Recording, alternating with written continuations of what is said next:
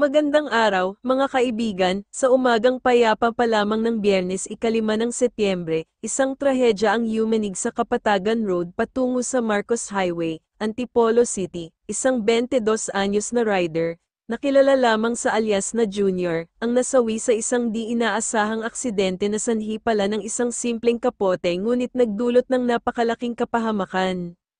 Dumulog siya sa medyo madulas at makipot na Kapatagan Road, at hindi niya namalayan na ang leleyan ng kanyang kapote ay nakalagay sa likurang gulong ng kanyang motorsiklo. Sa isang iglap, kinain ng kadena ang tela, at sa lakas ng pangyayari, nawala ang kontrol niya sa pagmamaneho.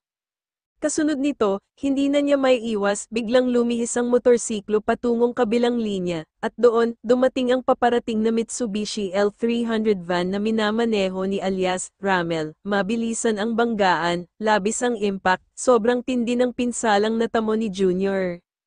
Agad siyang dinala sa Kabadang Hospital, ngunit sa kasamaang palad, idineklarang dead on arrival, tila binihisan ng kapote ang isang ordinaryong biyahe lamang. Ngunit walang sino man ang mag-aakala na ito ang magiging huling sandali ni Junior. Sa imbestigasyon ng Antipolo City Component Police Station, tinukoy na ang suot na kapote bilang direktang dahilan ng aksidente, samantala, nakakulong ang driver ng van bilang bahagi ng kaukulang proseso sa hustisya.